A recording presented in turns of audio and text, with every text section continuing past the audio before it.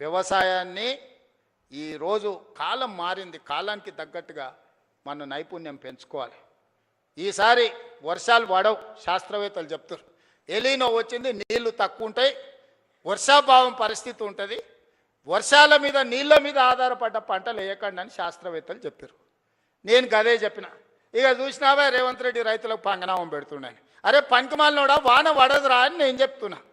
వాన పడకపోతే నీళ్లు రాకపోతే కాలువలు వారకపోతే వరి ఎట్లా వండుతుంది? కొంత తక్కువ చేయండి, తక్కువ నీళ్ళతో వండే పంటలు వండించురా అని చెప్పిన.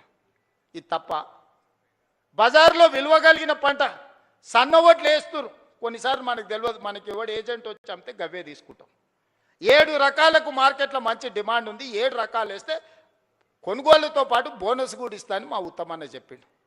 ఒక మంచి మాట రైతులతో, రైతు వేదికలలో ఆ ఇత్తనాలు పెట్టి రైతులకు అందుబాటులో తెచ్చి మళ్ళీ ఏ ఓటి నకిలివి లేకపోతే అవోటి ఇవోటి మీకు మీ తలకు దాల్గిచ్చారు కదా అని ఇవాళ రైతు వేదికలలో విత్తనాలు తీసుకొచ్చి మీ అందరికీ అందుబాటులోకి తీసుకొచ్చినాం.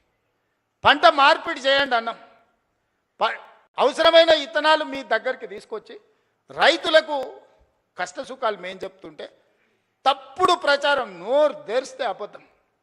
దేవుడు ఆ కుటుంబాన్ని మొత్తానికి శాపం పెట్టినట్టు, బిడ్డ ఒక్క నిజం చెప్పినా తలకాయ 1000 ముక్కలేసి వస్తారు మీరు, మీ జీవితాంతం అబద్ధాలే చెప్పుకుంటా బతుకుర్రని. ఆ శాపం ఉన్నట్టుందా? అసలు చూడు, ఒకని మించినోడు ఒకడా అని అమ్మ, ఒకనికి 100 అయితే ఒకనికి 110 మార్కులు వేయాల్సి వస్తుంది అబద్ధాలకు.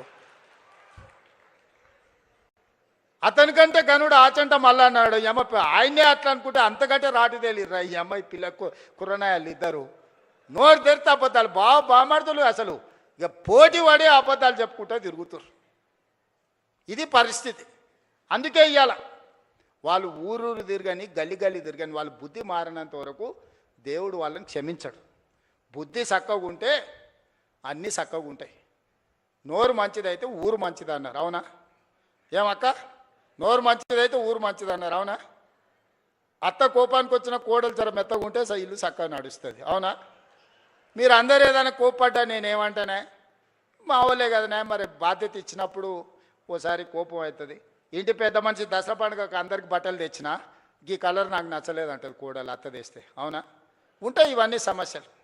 గంతెందుకే మా అక్కల్ని అడగదలుచుకున్నా, బతుకమ్మ సీరియల్ యాడ్ ఉండే అక్క, వాళ్ళు ఇచ్చినాడు బతుకమ్మ సీరియల్ అయితే జొన్నసేన కాడ పిట్టలకు భయపడనికే కట్టేది. ఇవాళ మనం ఇచ్చిన ఇందిరమ్మ సీరియల్కు మా అక్క మా పెద్దమ్మ మంచిగా కట్టుకొని వచ్చింది. పండుగ నాడు మా తమ్ముడు ఉన్నట్టున్నాడు అని చెప్పి మా తమ్ముని కలుగుతా అని పండుగ పూట చీర పెడితే సారే అనుకుంటుంది పుట్టింటోళ్ళు పెడితే. ఇవాళ నేను పెట్టిన చీరలు కట్టుకొని మా అక్కలు వచ్చారు సంతోషంగా. పోయినసారి ఇప్పుడు పాలపిట్ట చీర ఇచ్చినాం, వచ్చేసారి సిల్కపచ్చ చీర ఇస్తున్నాం మా అక్కలకు మళ్ళీ తొందరలోనే.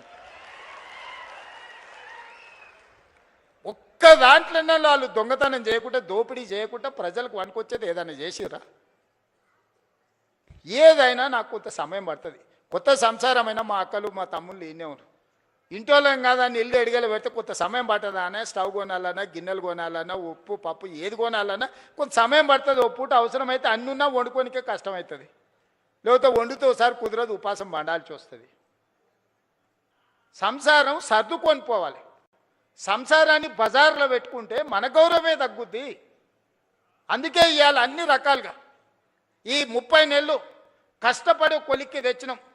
నగదు జమ కాగానే ఎంబడే మీరు అడగకుంటేనే ఈసారి రైతు భరోసా. పోయినసారి కూడా జూన్లో 9 రోజులలో 9,000 కోట్ల రూపాయలు టక్క మీ ఖాతాలు వేసినా లేదా? ఈసారి కూడా అట్లనే వేస్తా నేను. నగదు జమ చేసినా మీకోసం అన్ని జమ చేసి పెట్టినా.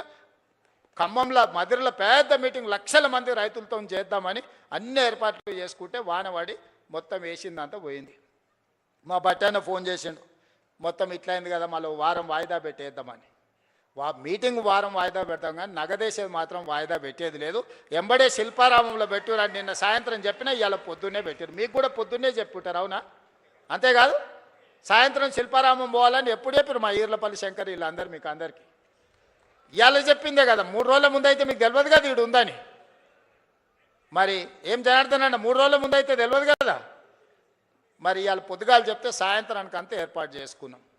ఎందుకంటే మన ఇల్లు చక్కబెట్టుకునే బాధ్యత మనకు ఉండాలి. మా మద్దూరు నుంచి మా కృష్ణన్న కూడా వచ్చిండు. మద్దూరు నుంచి ఇక్కడికి రావాలంటే ఇవాళ తెలిసిందే కదా.